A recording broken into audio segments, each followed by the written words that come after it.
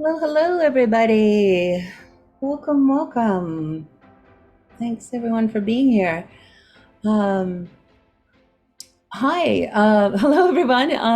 I'm Tish Hicks. I'm the Master Sensei of the VO Dojo. Just let everyone hop on here in Burbank, California. And thank you so much for joining us today. We don't usually have an event on um, this particular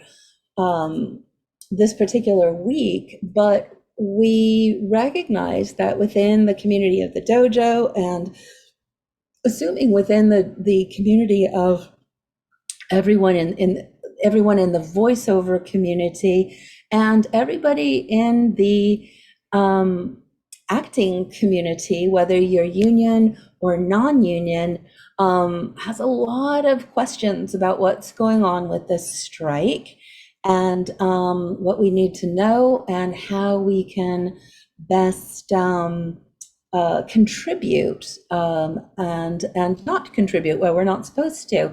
So let's see. So this is part of our Get to Know VO series, and today's webinar is called Pivot: How to Navigate the Strike. So we are joined by our other dojo Sensei Catherine Campion, based in Minneapolis. She's been part of the SAG. Well, I'll let you introduce yourself. And we're really, really honored to have Shaan Sharma here. Shaan has been a longtime friend of the dojo and a longtime, really powerful advocate in the SAG-AFTRA community, laying foundations years and years and years that have allowed us to get to this powerful place. Shaan works with a lot of people, but it's been a lot of his heart and a lot of his spirit that has really gotten everything organized. So Shaan is a SAG-AFTRA local board member and also a member of the 2023 TV Theatrical Negotiating Committee. So this is kind of, I don't know, you wouldn't say you're necessarily Zelensky, but you're on the front lines, yeah? I am in the belly of the beast, so to speak. That's right. Yeah. So, and then Jeffrey is also here from our team, so he'll be moderating and facilitating. So if you need anything or have any questions, Jeffrey's here. Thank you. So, yeah, let me see how we want to do this. Um, why don't we have Kat, you introduce yourself, and then Shaan maybe speak a little bit, and then I'll put up the slide about what we're going to do today. Or actually, how about if I do this? Yeah, why don't we have it introduce yourselves, and then I'll put up the slide about what the overview of what we're looking to accomplish today is. Okay, Okay. cool. Yeah, I see. I recognize probably about a third of the names. So welcome to all the people that I haven't worked with before, or who are new to the dojo or not currently enrolled. My name is Catherine Campion, Sensei Cat at the VO Dojo. Tish and I have known each other as voiceover colleagues for 2 decades. And then when everything went virtual during pandemic, she asked if I would start teaching for the VO Dojo. And I always say it is the only place I would have said yes to. And I'm very honored to be teaching at the dojo. I love teaching there. And I've been making a living as an actress my entire adult life. My first professional gig, I was 16. I've been in SAG-AFTRA for 26 years, and I now serve. I left LA and moved back to my hometown in Minneapolis, which is where I met Shaan Sharma, who's also from Minnesota. And we moved out to LA kind of around the same time, like, I don't know, 25 years ago or something. And I've been making a living primarily as a voice talent for most of the past 20 years. I do a little bit of on camera. There's very little union work in this town now, Minneapolis, since I left it. So I mostly do voiceover and teaching and the occasional on camera gig when I can get it. Mhm. So how about you, Shaan? Um, Oh, what can I say? Just been blessed to be working on a show called The Chosen for the last 4 years. We're finishing up shooting season 4 here in beautiful Provo, Utah. We were granted an interim agreement to finish up our season since we are completely independent. production that's crowdfunded by our viewers. So that's how we've been able to do our thing. And so, yeah, I've been lucky to have some stability that allows me to volunteer during this time. Yeah, and I've been part of. I just was looking at I was looking at my card. How long have I been? I've been a SAG-AFTRA part of SAG-AFTRA since 1994, so going on 30 years, and have made my living in voiceover, voice of Subaru for last 13 years, lots of long-running campaigns, and blessed to raise my family with insurance and looking ahead to being an older person and having a pension. So, so this is why we fight. So, let's see. Let me share my screen, and we can jump in with. Oh, let me get the. Yes, this is right. Okay, here we go. Share my screen and get everybody here. Okay. All right, so here we are, the Dojo. Here we are, get to know VO pivot, how to navigate the strike. And the things that we want to talk about today are what is the strike about, what we can and can't do, how we can all stay positively activated, how to diversify your career, and then we'll finish up with some Q&A. Oh, that's not. So would be really great to meet you guys in the chat. We don't have time to hear all your voices, which is always a sad part, but if in the chat, we would love to know who you are, because I have a feeling there's a mixture of people who are here. I'll bet you there are some people who are working VO pros and have some questions about what we can and can't do. Union pros, right? I'll bet you there are working VO pros here who are not non-union, pre-union, as we like to say, and ideally get our mindset that we're all in this together. There may be up and coming VO artists, and there may be union actors who are usually work on camera that have not, that might be interested in how can you add voiceover in these times when it behooves us to diversify. So yeah, would love to see who you are and where you are too. That would be really helpful too, because this is a nationwide effort. And so how can we encourage you to activate wherever you are, whether it's in a regional market or even a smaller market? I would think that there's awareness that can, yeah. Jeffrey, I don't have my chat up. Can you share if we have anybody sharing? Yeah, we've got a few folks, non-union.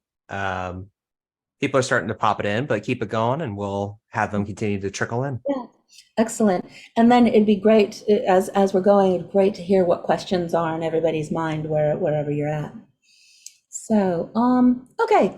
So whoever we are, the time right now is here to stand strong together and pivot. We need to do everything we can do, and what else can we be doing? So that is a great mindset to keep. We're in the very, very beginning of this strike. And when you're around for 30 years in the union, you see some stuff, you see how things go. We've been through some other strikes before.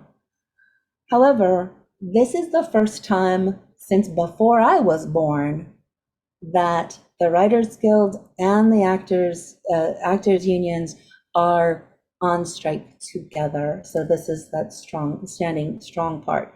And then also making a distinction that right now we may need to pivot, and then how overall for the health of our voiceover, or not our voiceover, the health of our acting and performing and careers, how are we also thinking about long-term diversification so that no matter which of the contracts we might need to go stand up for, we have lots of other things that we do. So just a little mindset thing here. If a pivot is like a lifeboat right now and we're not sinking, but we may need to be in a lifeboat right now, then how does the long-term diversification become something that you can sail anywhere in the world that you want? So Shaan, could you lend your in the trenches, in the back, like from the ground up, take on what the strike is about? Well, in the most technical, basic sense, we go on strike when we haven't been able to reach a deal with our employers that we can accept. So in a technical sense, our union negotiates our contract with all of the networks and studios for television and film work, including streaming, every 3 years with our TV theatrical negotiations. It involves 2 of our contracts, the television agreement and the theatrical codified basic agreement, otherwise known as the CBA. And so those are the contracts that we are negotiating. And we spent 3 weeks negotiating with the AMPTP, which is the Alliance of Motion Picture and Television Producers. They've been around for 40 years as the bargaining entity on behalf of the AMPTP companies. And so we had a limited window to negotiate with them because the Directors Guild went in and negotiated later than they normally do. Normally, they would have negotiated months before because that's been their historical trend. But I think they wanted to see what happened with the writers this time. So the Writers Guild went in. When the Writers Guild reached their impasse and went on strike, the Directors Guild went in right afterwards. They negotiated and actually ended up making a deal. And then that left us with only 3 weeks before our contract expired to negotiate ours. And we extended our negotiations with them by an unprecedented number of days, 12 days. Mm-hmm. And by the end of those 12 days, we were still so far apart and actually felt that the AMPTP was not doing its best to reach a deal and address our concerns. So we had to make the difficult decision to call for a work stoppage, which is what a strike is. It's saying the only power we have as a union is to withhold our services if you do not give us what we deserve and feel like we deserve. And so that's what led to us declaring the strike a couple of weeks ago. Mm-hmm. And what in a nutshell would you say are the things that are at stake here that are worth making a work stoppage for? Because it's a time of paradigm shift, in the same way that in 1960 there was a paradigm shift from film to television. And that's where the whole idea of residuals came about, right? That there even was some. So we're at this next time of paradigm shift, and then there's an even more existential threat to all of us as artists and perhaps /humans. But how would you lay that out? Well, obviously, we know there are some existential threats to our work. And those are non-negotiables. We can't sign any deal that allows us to be replaced by AI. That's just a non-starter. And what we found in going back and forth with the AMPTP is we brought to them a very robust, well-researched and prepared proposal on AI to protect us. And they kept rewriting it and putting holes in it that would allow them to take advantage of us. And we kept having to examine what they passed across the table, because you don't want to be a bad negotiating partner and just dismiss it out hand. What they put across the table, we took seriously and then realized they were trying to carve out things that would make it unworkable for us. So we never did reach an agreement on our AI protections so that there's the least amount of damage to our community as possible. There are some things that AI just will replace, and there's not much that we can do about it. A perfect example of that for the voiceover community is voice matching. We all have a right to have our own clone of our own voice be used if we can't come back later for an ADR session and change something or record something. And that's been a source of work for other people, is to voice match others and to do that. But I don't think any of us would say that we don't have a right to have our own voice be used as our own voice, replacement. So that's something that, unfortunately, AI is going to affect. But in every other possible way, we are trying to make it so that we are not replaced by artificial intelligence. Another thing that adds to the challenge is the fact that we are a very large union with 170,000 members across 13 different professions. And so when we go in to negotiate, we're not just negotiating about AI, we're also negotiating about our pay, our residuals, our pension and health plans, our working conditions on sets, and all kinds of things. So part of why we are on strike is because over the past 15, 20 or more years, we just haven't negotiated from a place of strength. And so it's kind of been built up to the point where we're trying to fix a lot of the issues that had been built up over the years. A lot of union members have felt like we haven't really stood in our strength, especially as a merged union since SAG and AFTRA merged. Well, and you were very kind in what you said at the beginning, that it's taken a lot of hard work from a lot of people to position our union to actually take this stand. And what I am proud of is I think we got our strength back at the moment when we need it the most to protect ourselves in this moment.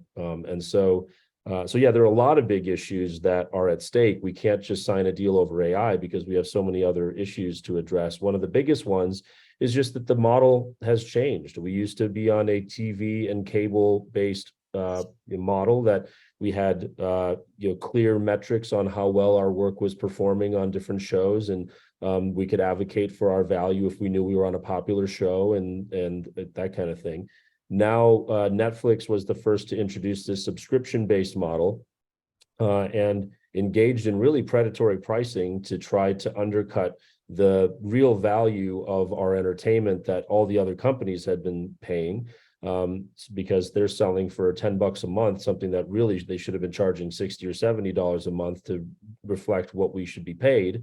But they were seen not as another broadcast network, but as a technology company, and their share prices were trading at 30 or 40 times earnings, which is exciting for shareholders. So every other company tried to be like Netflix, and they engaged in reckless spending over the last few years, creating all of this content, but not giving us any of the data to know how well our work was performing. And our compensation on the back end with residuals is tied to performance-based indicators. And so and one of the biggest sources of pain is when the exhibitor is also the producer.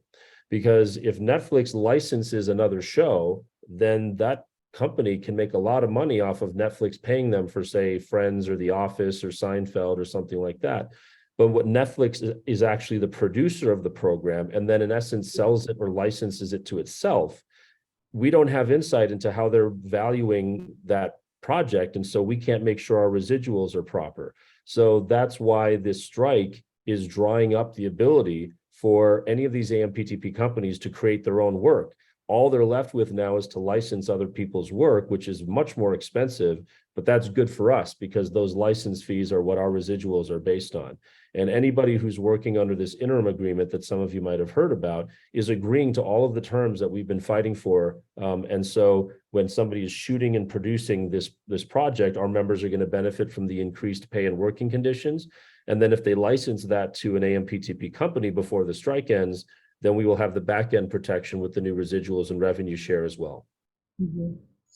So it's almost like being at this place of tug of war of who can hold out, and then the more people that come to sign the interim contract, then we'll have more on this, and then more and more. That's yeah. Yeah, and the issue for me, having gone through this process, and I know how fortunate and privileged I am to be able to do that, because we've only had 27 negotiating committees since the start of the union back in 1933. And so I've had the opportunity to experience something not every member gets a chance to experience, being in these negotiations. And I'll tell you that I've really come to feel that I do not want to engage with the AMPTP anymore as the representative of our employers, because we all went through the pandemic and came out realizing it was kind of like the great pause, right? Where we can be like, do we still want to continue to live the way we were living before the pandemic? And one of those is just standing up for better treatment in the workplace, and to go and speak to people that clearly had not only the disdain, but like contempt for what it is that we do. Why would I want to work for those companies unless I absolutely had to? So part of what we see here is we have an opportunity to kind of erode the ground underneath the AMPTP's feet, and to perhaps even encourage some of those member companies to break away and deal with us directly, because it's just not a good look for them to say things to us like, we want you to be homeless so you'll take a bad deal. Like the very idea that it wasn't even one network executive, but many that were confirmed to have said that their plan is to starve us out, so that we'll be so desperate that we'll take whatever deal that they'll give us, so that they can preserve their high profit margins that are also how they get their executive bonuses, which can total hundreds of millions of dollars. So we're kind of in a sick culture, and I would rather not work for sick employers. Yeah, yeah. Well, that's a really these are not little things like extra this or 3% of that. Those are really foundational concepts. So that's really helpful. Let's keep on our exploration. Thank you, Shaan, for that really and powerful overview of what the whole thing is about.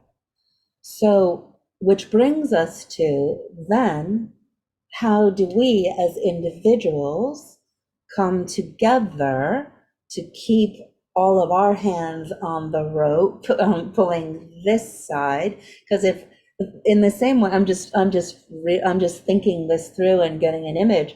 In the same way that as producers come and sign the interim contract, then our leverage goes this way. For every any individual performer who goes like, yeah, that's okay, then the leverage goes to that side, right? So there's lots of, I mean, the thing at hand is the theatrical and TV contracts are what is struck, right?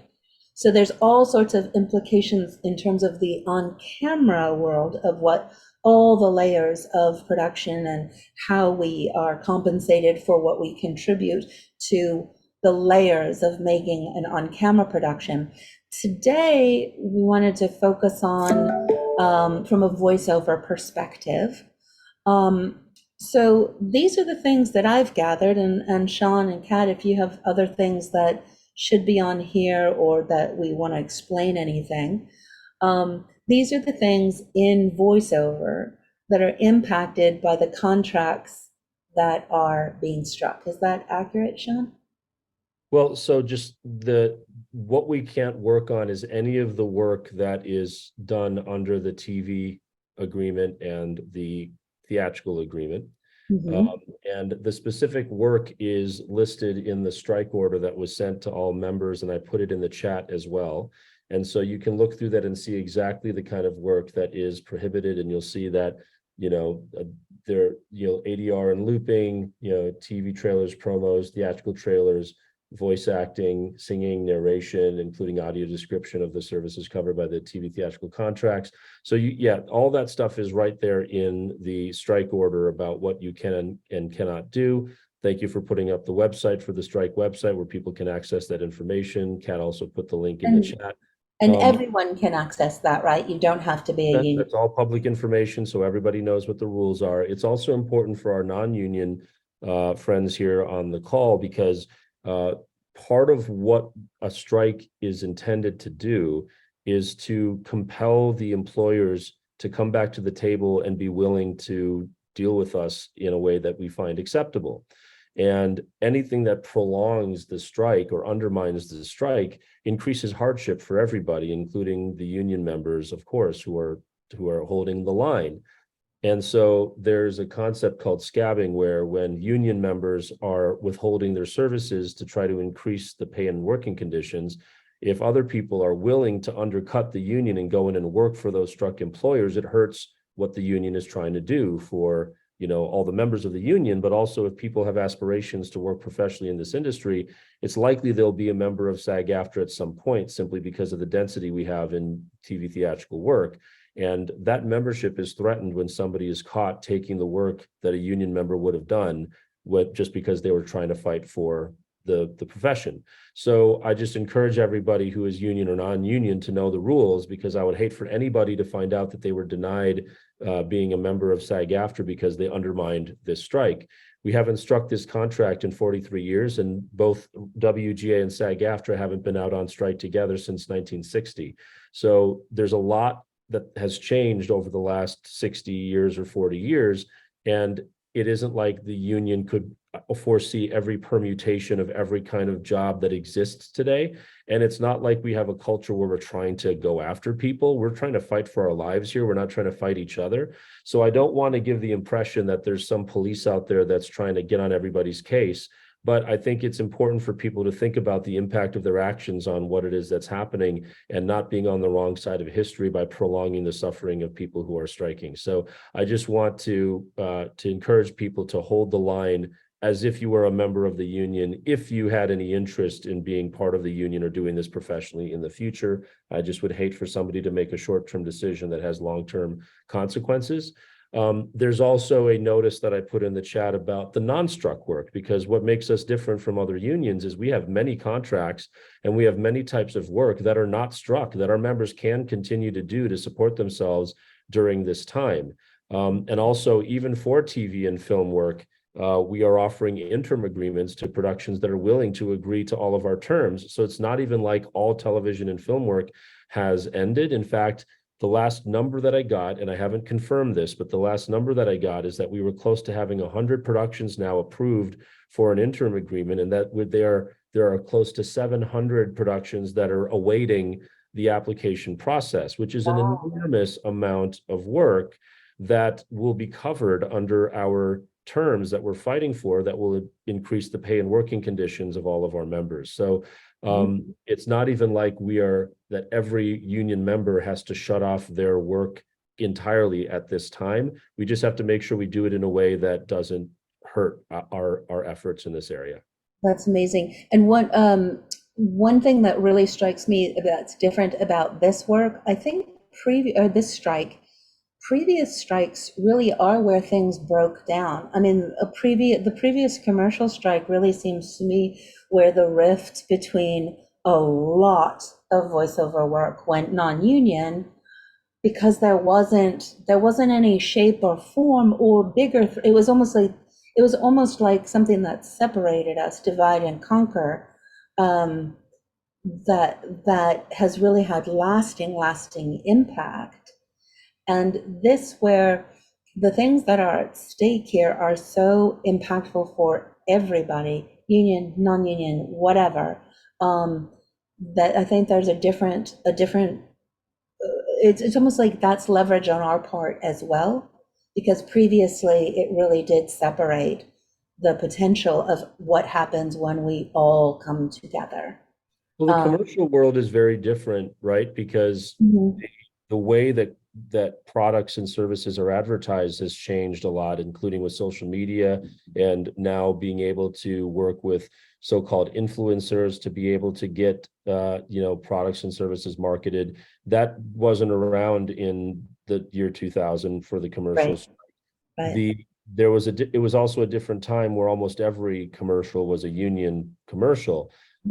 There's a case to be made that commercial strike was a huge success in terms of the increase in pay that we got and retaining Class A network commercials and residuals and things like that. However, there's also a case to be made that because of the length of the strike, it actually taught the industry that they didn't need to shoot every commercial with union performers, especially if they didn't need really good performances or really skilled performances. And a lot of commercials are just biting smiles or people standing around enjoying a product or service or something like that. And so we did see that it began a process of more and more commercial work going non-union. And for a variety of factors that we don't need to go into, the union didn't do enough to stem that tide of commercial work going non-union.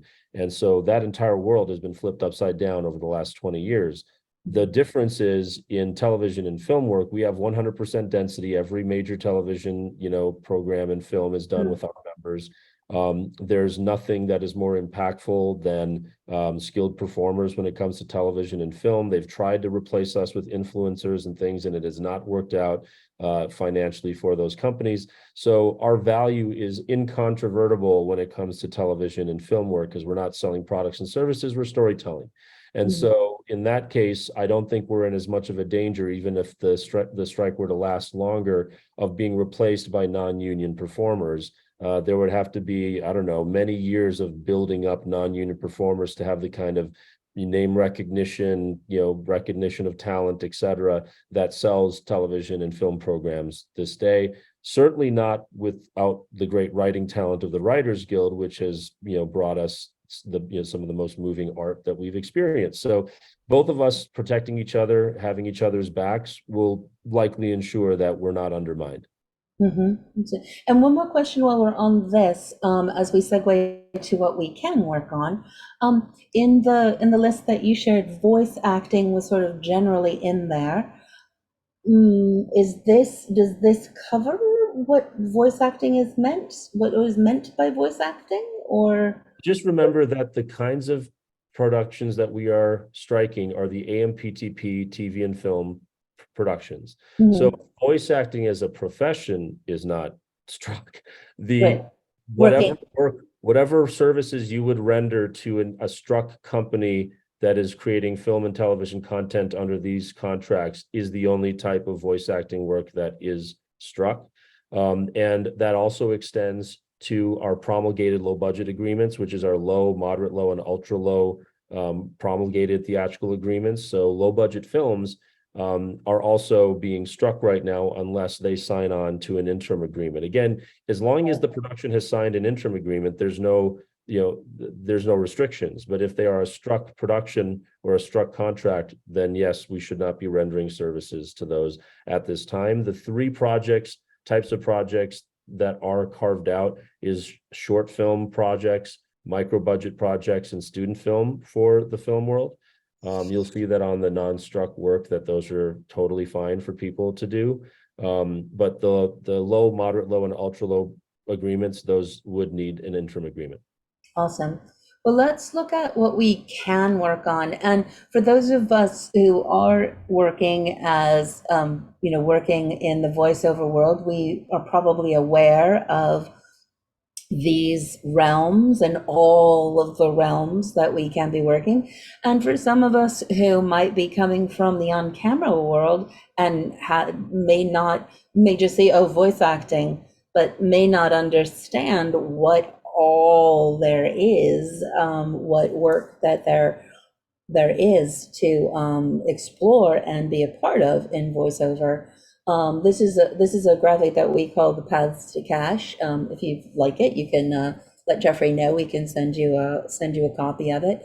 But these are all the realms that we can be working in. Again, commercials right now, because where that contract is that contract is coming up to be negotiated soon, right?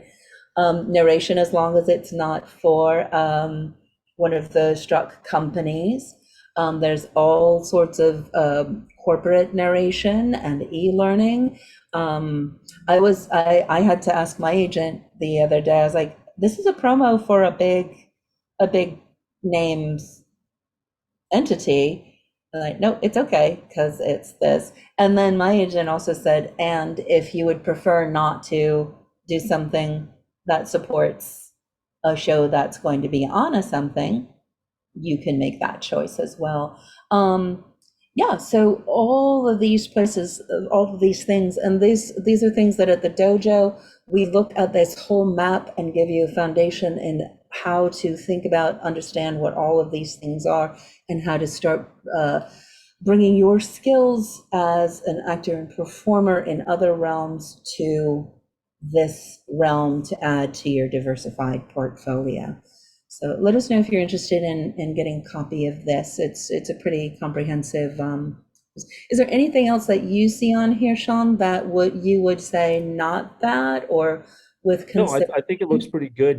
Just, you already said that narration is fine as long as it isn't for a struck, production.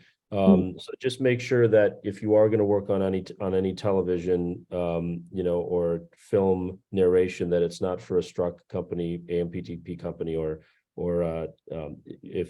make sure they have an interim agreement if and you can always contact the union if you have any questions or want to double check. The emails on the website that, the SAG Strike at sagaftra.org, I think, is the email address. And they have staff replying to hundreds of messages every day, trying to make sure people get the information. And the only thing that I would say, and I saw that Jeffrey put the synthetic voice writer into the chat, which is so important. One of the things that this negotiation has made clear is that doing non-union work of any sort for TV and film at this point is an existential threat. Unless you are able to advocate for yourself and make sure you provide a rider or something to any employment agreement that you have, if you don't have the protection of the union, you're going to need to protect yourself from AI, because they could absolutely take your voice and your likeness and feed it into language models or generative AI systems and pay you and then never need to use you again, or maybe clone your voice, or and so everyone needs to be more careful than ever that they're not feeding the beast that could consume us all. Yeah. Would this be a good time for Shaan to share with us? Like, he really opened my eyes to the global rule 1 and what it really means. And that's something we talk about a lot at the dojo, that there is stuff that is neither union nor non-union, but out of the SAG-AFTRA North American Global Negotiated Agreement, and talk just a little bit about what are some things that people could work on that they could even be TV and movies, but they're not negotiated under that jurisdiction, wherever they're shooting isn't negotiated. Or it's thank you. The rules around Global Rule 1 changed at the time of merger between SAG and AFTRA. Before the merger, if you read the membership rules that apply to SAG members, it was very clear that it said that no member can work without a union basic agreement in place. Full stop, doesn't matter. Unless there's a union contract, you cannot do that job. After the merger, the language changed. It said that no performer can work without a union basic agreement in place, but only in jurisdictions where there's a national collectively bargained agreement in place. And the reason they had to add that language is because there is no national collective bargaining agreement for broadcasters, which is one of the big types of performers that we brought in at the time of merger from AFTRA. So there is no AMPTP or some bargaining entity that all of broadcasting negotiates with broadcasters. So every radio station, news station is bargained with separately. We have over 200 separate broadcaster contracts, one for each network or station, that we negotiate, on a regular basis, which is a lot. It's very burdensome to do that all the time because there is no one master agreement.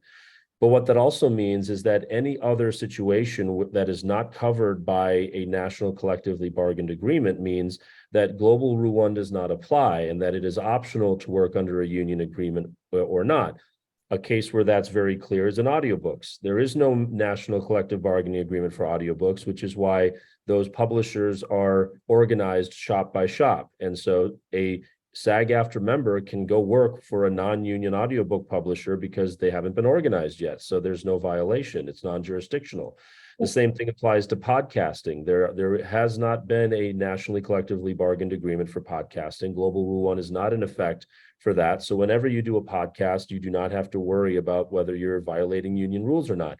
During the strike, you just want to be careful not to be engaging in any promotional activities of a struck production or a struck company, which also means their past work as well, because we know that when they can't create current work, they're going to try to go back into their libraries and re-release things that they've done in the past. So anything that is created that is AMPTP related, past, present, or future, is struck at this point.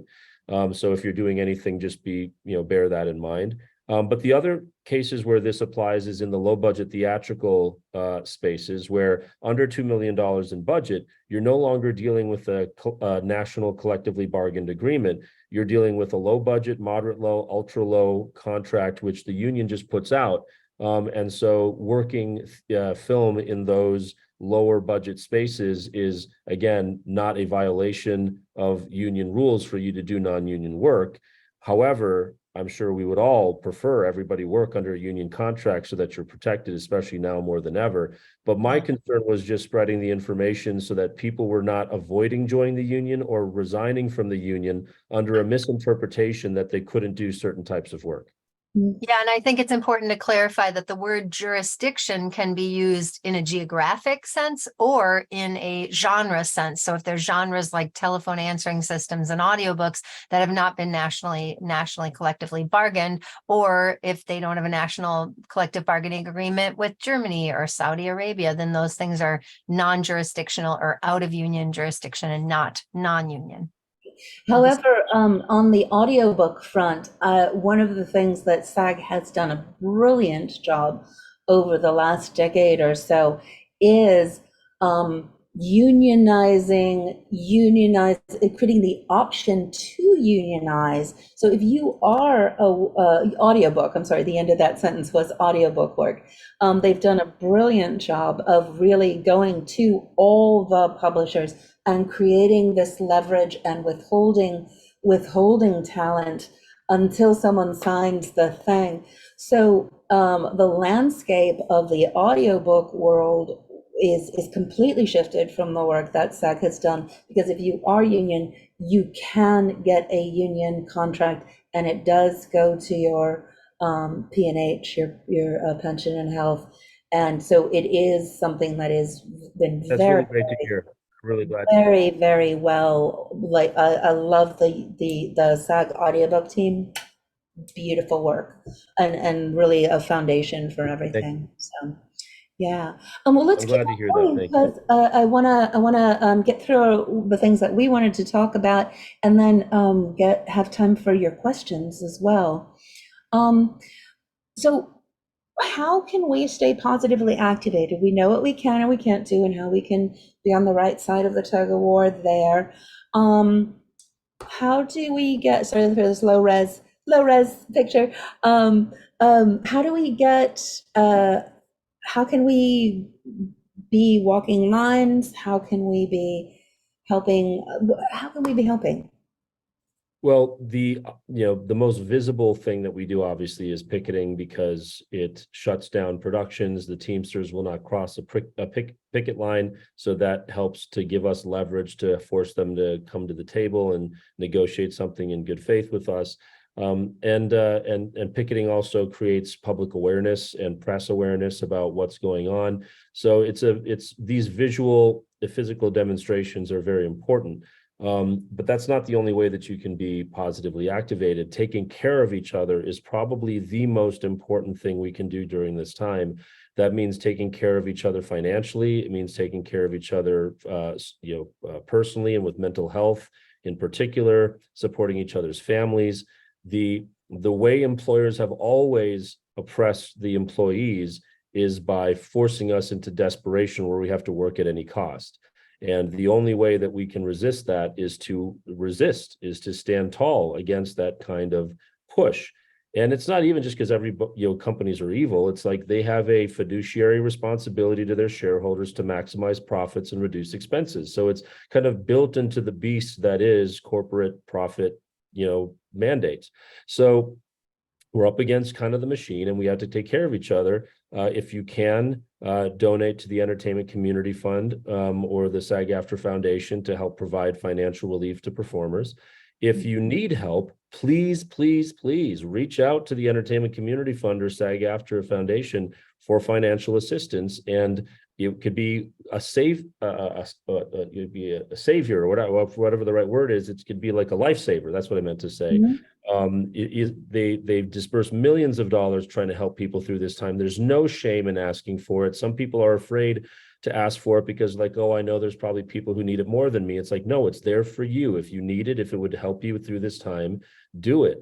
I would also say, look at the credit unions. We have these SAG-AFTRA federal credit unions and the actors credit union. Those are there to provide you with lower interest rates on your credit cards or mortgages or personal loans, whatever the case may be, because a lot of people can't withstand a strike because they're so in debt that they just can't afford to be out of work. And so we need to shore up our own personal financial situations as much as possible to be able to have the power. So I would say, apart from picketing and engaging in that, which is important, take care of each other, put yourself in a better position to be able to hold out. Even an extra day can make a huge difference in terms of our leverage with the employers. And then making sure you're educated and not spreading misinformation is really important, which is why my hat is off to you for having this conversation, because it's very easy for rumors to fly. I can tell you in the negotiating committee room, we would see things in the press and we'd be like, that's so not true. Why would anybody make that up? That's so weird. It's like, and sometimes it was clear it was the AMPTP trying to mess with us and do like psychological operations on us and our members. But other times it was just members coming up with weird theories or weird rumors, like Kevin O'Leary from Shark Tank is going to be part of the negotiations or something. Where does this stuff come from? It's like insane. So be really careful to double, triple check your information to make sure that it's accurate before you spread it around. And I think also, especially if you're in major markets, there's obviously a lot of visible action happening. But it's an interesting opportunity for all of us to come together. So where there's previously doors or separations or hierarchies or anything, and this is why it's so exciting that if you are not union, pre-union, the more we're all together, and when you're walking on the lines, you get to be with people like we used to, and would go to the lobby and see each other. Like, so you can also look at it as an opportunity to really reconnect as humans, which is also something that the pandemic took away from us. I think part of it is not every local has picketing, because the pickets take place where there are productions or struck companies. Right. Some of the other locals have rallies or other ways that they are engaging in the fight to help in this way. We're all connected via technology to support each other and to activate and amplify messages on social media, et cetera. That's a really important way to spread information and to amplify messages that can help even if you're not around a picket line. And so I would definitely encourage people to reach out to their local leadership and say, how can I help? What is happening in this area that I can engage with?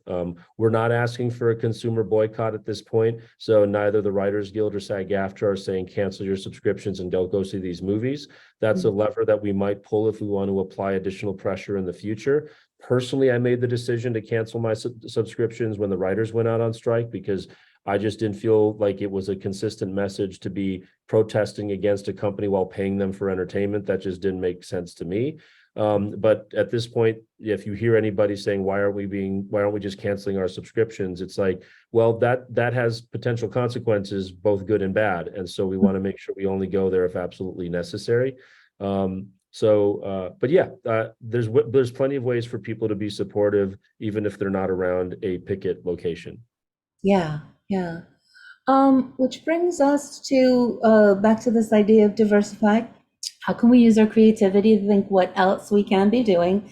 There's lots that is. I love this news, Shaan, that so many things are just signing the agreement, so work continues. That's so encouraging, and that's like the vision of just keep on bringing it over. But just some ideas that, the writing, not for the struck companies, but how to become a content creator, start your own business,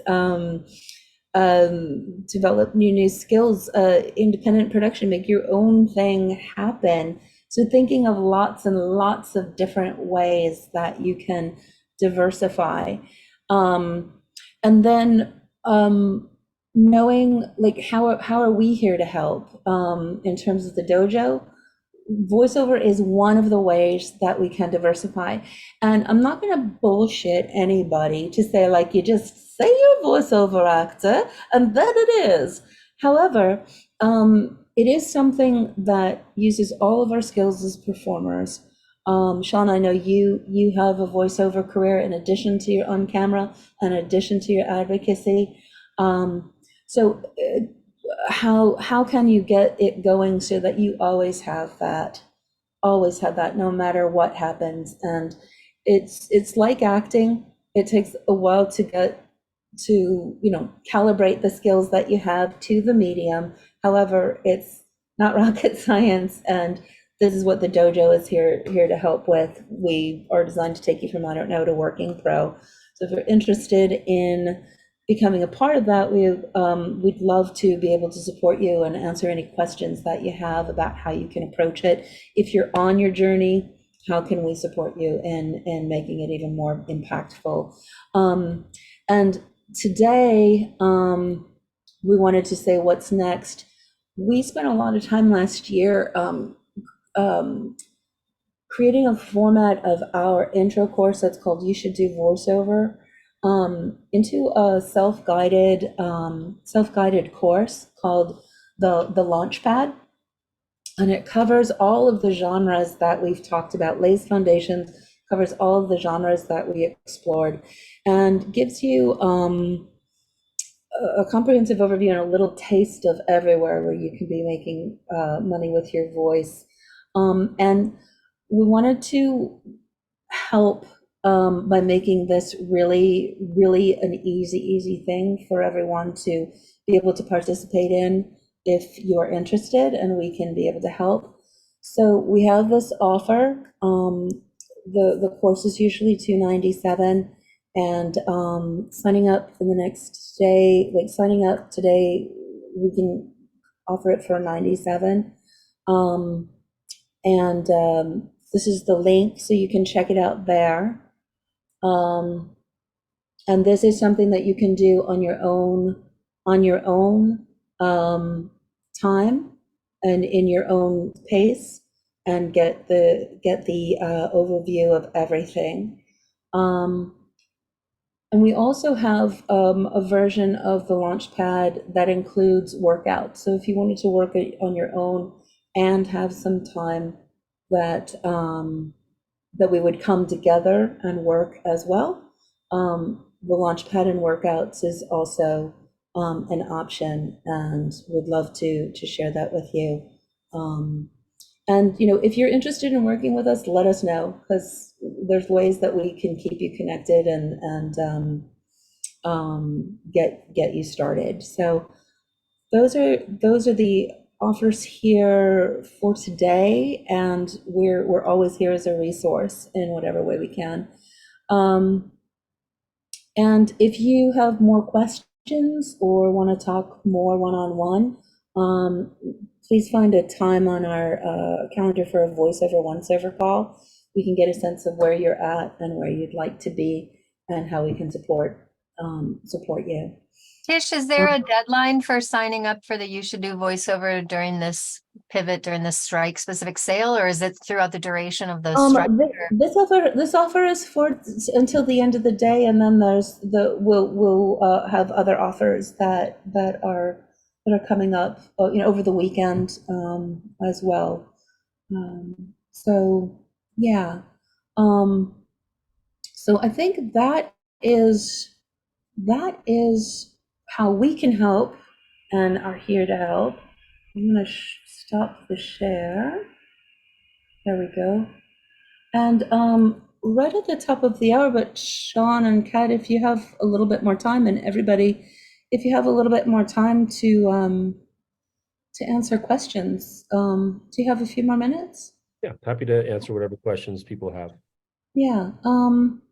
What questions do you have? Maybe put them in the chat, and Jeffrey can call you forward. Absolutely. Here, yeah. Yeah. So anyway, or you could raise your fake hands too, since we're kind of down. So hopefully this was helpful. I mean, not to lay it on too thickly, but I feel like you all just presented a very thorough and a very comprehensive overview and a bit of a deep dive into the intricacies of the whole situation. So I'd be curious to see what other questions may have possibly been left unanswered. Yeah.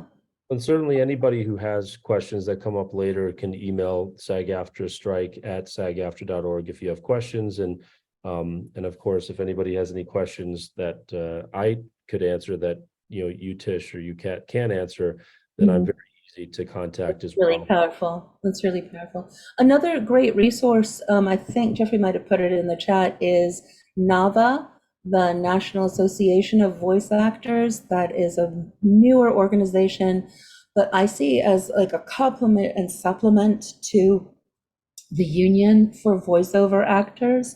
It's not necessarily affiliated, it's just for voiceover actors, but there's a lot of really great information, support, alignment that becoming a member of NAVA, if you qualify, and if you don't, then to set your sights so that you do qualify to be a part of it, is a really important thing. Yeah.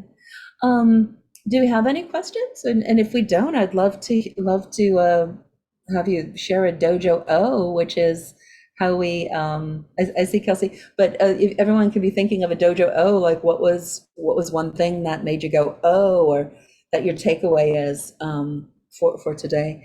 Yeah, Kelsey, what's your question? Hello, everybody. Yeah, that was super comprehensive. But when you said NAVA, I was wondering, are you allowed to join multiple unions? So could you be SAG-AFTRA and NAVA? Is that possible? NAVA's not a union. A union is Okay. something that has collective bargaining power. I guess it's a professional organization. I'm not exactly sure Okay. That's a nonprofit advocacy or association. Yeah, it's an association. got it. You Yeah, can but join it. I encourage people to join it. I think it's like $100 or $200, and that's per year. And you're joining them sort of to support what they're doing. And they do have specific educational opportunities that you can only get by being a member of them. But you can also just join their email list and learn from them and attend some of their public gatherings. They're doing so much for advocacy about and one of the other things that's really powerful about NAVA is that they've created sort of an interim solution between having no insurance and having SAG insurance, that if you are a voice actor that is working at a certain level, then you can qualify for the group insurance that is part of NAVA, that they've negotiated this amazing opportunity, which is also kind of cool because, if you're not getting as many union opportunities, then it's not going to yours. So anyway, lots of really good things going on there. Okay, thank you. Yeah. Anyone want to share their Dojo O? Oh, I have a question that just came in. Oh, yeah. That I think is a really good one. I'll pose it for them. Do you think dubbing will ever be under union contract in the future? There are union dubbing contracts. I've worked under them. They're one of the lowest paid contracts around, like $72 for a 2-hour session or something. But yeah, they're absolutely available under union contracts. Do you think they might become more widespread, or that might be a possibility as a result of the current negotiations? It's possible. I think most productions that are under SAG-AFTRA contracts then do SAG-AFTRA dubbing contracts. They might have to do that. I don't know if Shaan can clarify on that, but I think most of the bigger productions that are union are using union for dubbing. So, and I think the non-union stuff is going to do non-union dubbing. So hopefully this will strengthen everything and there'll just be more union contracts all around, including dubbing. Yeah, we secured the dubbing covered under the Netflix agreement. So we have a separate Netflix agreement with regards to dubbing. And I'd have to double check where we stand with our current negotiations about ensuring that dubbing is covered under the rest of the AMPTP companies as well. So I'm going to make a note of that to check on that. Whoever asked that question, I think the best thing to do at this point would just be to email SAG-AFTRA Strike at sagaftra.org and ask that specific question. Or you can try to get a hold of me, because I'm going to need to get that answer myself. Excellent. Good questions, everybody. I know this whole thing has opened my eyes to remember how many contracts we work under, like that with the scope of work that we can do as an actor, how many different agreements there are, and just to be in awareness of that is pretty powerful. Yeah. Cool. Do we have Dojo O's or any other questions? Love to hear you speak your Dojo O into the room if you have them. Do we have any, Jeffrey? None that have popped in just yet. I'll share one of the many that I had that were mind blowing. It's striking to me, and this wasn't said explicitly, but it's striking to me that just how many victories and how much room and progress has been made previously. We stand on the shoulders of those who fought for these rights before us. And it's very encouraging.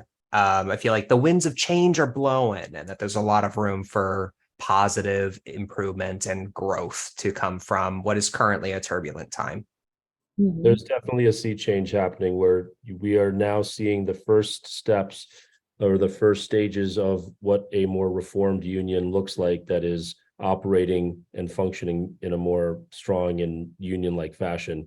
And so this is a good sign of things to come, that we have the kind of leadership now that is willing to take a stand for us. And we're going to continue to offer more and more value to our members so that they're prouder than ever of being a part of this union.